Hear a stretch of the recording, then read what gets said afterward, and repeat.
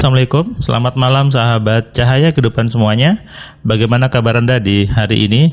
Hari Rabu 30 September 2020. Saya doakan hidup Anda semakin hari semakin penuh inspirasi, semakin penuh kebaikan, dan semakin penuh kecerdasan. Kebaikan, kecerdasan. Kecerdasan adalah kemampuan Anda untuk memilih dan memilah mana hal yang enak, mana hal yang susah, mana informasi yang sebetulnya bagus, mana informasi yang sebetulnya hanya dibungkus dengan bagus. Itu fungsi kecerdasan. Cerdas artinya mempunyai pemahaman yang utuh, mempunyai pemahaman yang benar tentang segala sesuatu. Bungkusnya bagus, belum tentu isinya bagus. Sebaliknya, bungkusnya jelek, belum tentu isinya juga jelek. Sudah tonton video saya sebelumnya yang tentang saya pakai air itu, ada air di gelas, kemudian gelasnya putih, ternyata airnya hitam. Itulah makna dari kecerdasan. Banyak orang biasanya ketika melihat buku, melihat omongan orang, melihat pembicaraan orang, karena yang berbicara menggunakan baju-baju yang dianggap sebagai tokoh yang baik gitu ya, lalu diterima saja, padahal belum tentu. Harusnya kita menganalisa, kita melihat apa yang disampaikannya, kita melihat apa yang diucapkannya. Itulah sebuah kecerdasan. Nonton sinetron, nonton TV, nonton film, nonton berita, bukan untuk dimasukkan secara utuh, bukan dimasukkan secara langsung masuk saja, tapi harus dipikir dulu, harus dilihat dulu mana yang enak, mana yang jelek. Kenapa? Kalau Anda masukkan semua ke kepala Anda, nanti itu menjadi realita di hidup Anda. Akhirnya hidup Anda tidak nyaman. Hati-hati ketika nonton sesuatu, ketika lihat sesuatu, ketika baca sesuatu, itu adalah sumber-sumber yang membuat sugesti-sugesti yang sebetulnya jelek jadi masuk ke kepala Anda. Banyak saya temui di kelas AMC orang-orang yang dia terkaget bahwa ternyata salah ya, ternyata yang saya pahami salah, ternyata yang saya terima selama ini salah. Kaget. Kenapa? Karena selama ini tidak menggunakan pikirannya, tidak cerdas dalam melihat, tidak cerdas dalam memilih, sehingga begitu belajar AMC seolah-olah kaget, seolah-olah habis pingsan yang lama gitu ya, habis tidur yang panjang, kemudian bangun dan kaget. Semua orang memang harus paham bagaimana mengelola pikirannya. Supaya apa? Supaya tidak mudah dicekoi, supaya tidak mudah didoktrin, supaya tidak mudah dimasuki hal-hal yang kelihatannya jelek tapi diterima saja, atau hal-hal yang kelihatannya bagus padahal isinya jelek. Nah, itu butuh hati-hati.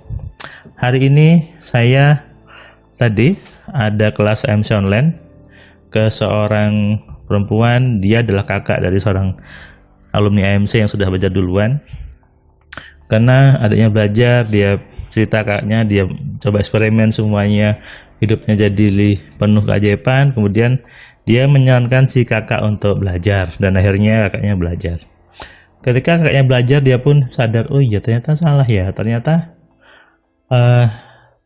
kalau dia selalu ingat sejarah dia yang dulu dengan penuh emosi, dengan penuh dendam, dengan penuh kebencian, itu buat diri tidak enak, kata dia. Dan dia punya sebut saja trauma gitu ya terhadap laba-laba, sehingga ketika dia lihat laba-laba sih takut. Nah, kenapa ada seorang itu punya trauma? Karena ada sejarah di masa lalunya, ada pengalaman di masa lalu yang membuat itu terjadi. Artinya apa? Pengalaman masa lalu atau sejarah itu harus kita waspadai dalam melihatnya. Sejarah, pengalaman bisa menjadi booster, tapi juga bisa jadi penghambat. Contohnya tadi, pernah punya pengalaman kejatuhan laba-laba sehingga sampai sekarang takut ketika melihat laba-laba. Akhirnya muncul tidak nyaman. Dan dia cerita bahwa karena dia saking masa agak nyaman dengan laba-laba, sehingga ketika di rumah yang sering ditemui laba-laba adalah dirinya, bukan orang lain. Padahal di rumah ada banyak orang, dia bilang. Nah, itu sangat wajar. Kenapa? Karena pikiran menarik semuanya. Pikiran menarik apa-apa yang ada di sekitar kita. Kalau Anda punya ketakutan yang berlebihan tentang laba-laba, pasti sering ketemu laba-laba. Punya ketakutan yang besar tentang misalnya kucing, maka pasti sering ketemu kucing. Punya ketakutan tentang hutang, pasti ketemu hutang terus. Ya. Jadi hati-hati seperti itu. Kalau Anda terlalu memikirkan yang berlebihan, itu yang jadi masalah, itu yang menjadi persoalan.